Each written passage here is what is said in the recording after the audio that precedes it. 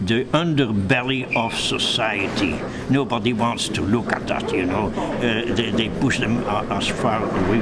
They don't want to see. If you don't see, you don't worry about them. And yet they exist, and they're human beings.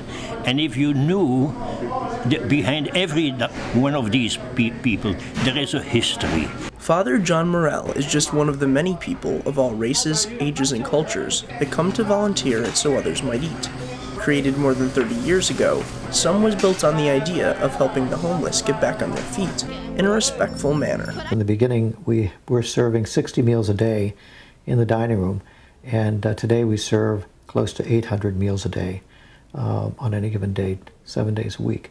And feeding people was what we were started for, but also we were started for helping not only to feed people, but to help people get off of the streets and to get out of poverty. Over the years, SOME has put together an infrastructure that helps the homeless in almost any area of need, realizing there's likely more than just one cause to their situation. Charles Combs was once one of the more than 12,000 homeless people in the district, utilizing many of SOME's services to reintegrate himself into society. The drinking caused me to lose the job, and I didn't find it very easy to find another job. Things seemed as though I had been looking through rose-colored glasses. I guess I was in La La Land. Things had changed, and I couldn't keep up with the rent, so I had to find some kind of housing, so I had to go to the shelter and seek help. It's not always easy to identify those who are less advantaged with so many causes of poverty and homelessness, such as a lack of affordable housing and low wages, to physical and psychological abuses. A lot of people looked down on me. They did. A lot of them did treat me very well. And a lot of them were curious as to why I was homeless. A lot of them didn't believe I was homeless. With DC having the third highest poverty rate in the nation, SOME provides all kinds of services to tackle those causes, from as simple as a warm meal to affordable housing, employment training, and medical and mental health services. I know lots of people who should be in some kind of therapy or something like that. They refuse help, who are homeless and don't want to be helped. But I think you can get just about anything done here. The mission of SOME is to restore hope and dignity to people.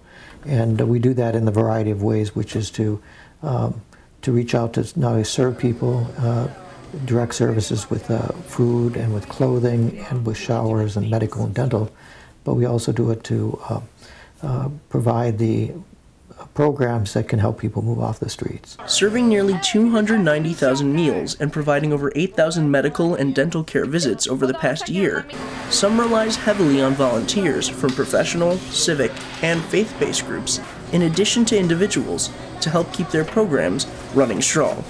We depend on communities, groups to supply us, to help us, so that we can pull in the guests that come in, the homeless, the ones that's in need, that really looking for that spot, and they come from the volunteers. When they see that they render their time and come here to service them, it's some hope for them. And that's all. Sometimes that's all it takes. Just a little something. Draw them in, let them know that it ain't just about the food or the shower that we have. It's about the other opportunity that we have so they can get another chance in life. That's the mission. We serve them so that at least for an hour, I would say, they live a little bit in a decent and welcoming environment. SOME does its best to make as many services available for those in need of help, but it is up to those less advantaged to make the leap of faith. I found out that if you're willing to help yourself, that other people are willing to help you too. If you're willing to help yourself, that everything is not lost if you are homeless. It could be a way of a new beginning.